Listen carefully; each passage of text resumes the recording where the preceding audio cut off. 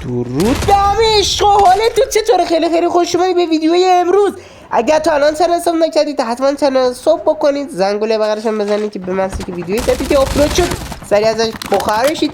لایک فراموش نشه، یه دونه کامنت بزنید. دمتون خیلی گرم.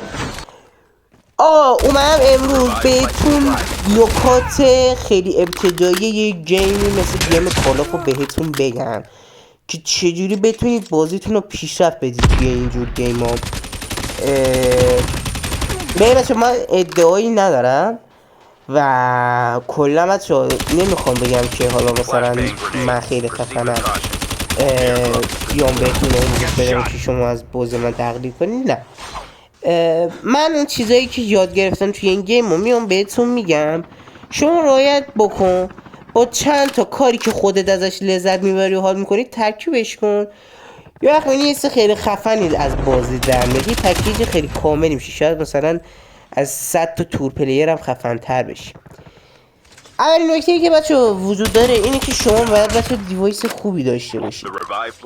دیوایس خوب داشتن باعث پیشرفت توی بازیتون 100% میشه. این که میگن حالا دیوایس زغال یا نمیدونم این چیزا، آقا چیز نگاه کنی بچه نگاه کنی اون سری دیفندر رو زد چخیدم راست کور نشدم یورلاوی رفلاوی جیجی. آقا اینا داشتم میگفتم شما اینایی که میگن دیوایس زغالی ما داشتیم اینا خوب شد. اونایی که میبینید حداقل یه گوشی داشتن که آقا رمش 6 حداقل بوده، آقا یارو پلی میداده دیگه، روش لک خیلی کمتر میزنه. ولی الان کسی که مثلا داره با عادت اسپلی میده نباید توقعات داشته باشه که بازیش خیلی خفن. خب معلومه تو داشت لک میزنه. من اینکه مثلا بری یه فن بگیری که بازم جوابت نیست. پس شد دیوایس. دوم نکته بچه حالتونه، سعی کنید تسلط خوبی به حالتون داشته باشید و جای دکمه ها رو حتما بدونید و سعی کنید که درست ازش استفاده کنید.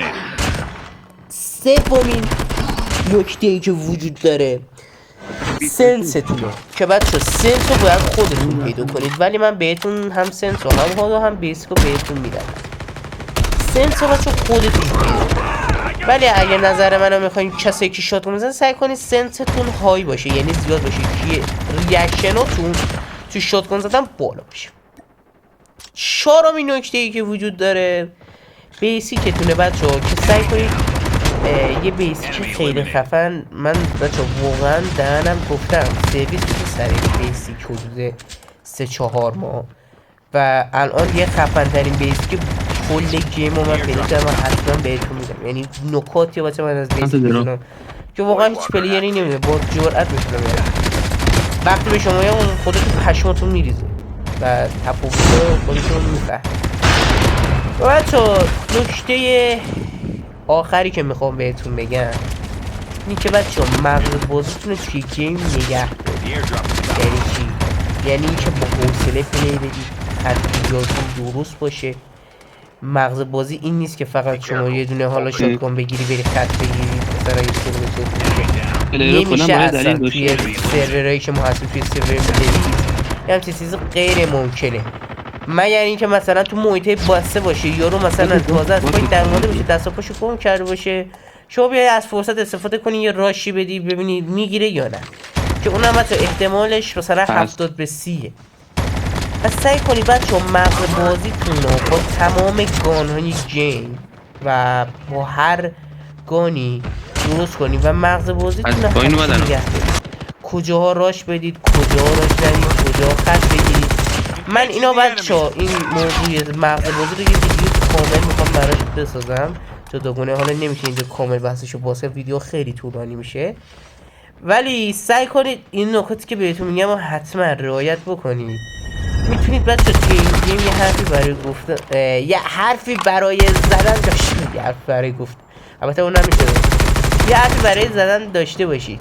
اکثر پلیرایی که بچه‌ها میبینید خیلی خفنه، خب همین جوری نبوده بچه، باید شما تمرین کنید.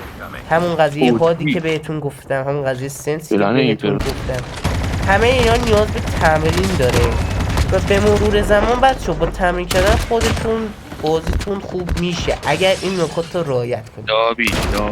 امیدوارم که با این نکاتی که بهتون گفته باشم یه کمکی بهتون کرده باشم که حالا سعی کنیم با هم دیگه بازیمون رو پیشرفت بدیم. بچه اگر هم شما نکاتی دارید توی کامنت ها حتما بهم بگید، انتقادی دارید به بازیم حتما بگید. نمیدونم میگم حتما انتقاد کنید که سعی کنم نقطه ضعف‌ها رو بپوشونم و با هم دیگه پیشرفت کنیم. خیلی ممنون که تا انتها ویدیو رو دیدید. عشقای منید بچه‌ها. سعی دارم میکنم که فعالیت‌ها رو درست واقعا این نت منو نابودم کرد، ولی حالا سعی کردم دیگه درستش بکنم و سعی کنم براتون حداقل یه روز زمینه ویدیو رو بذارم.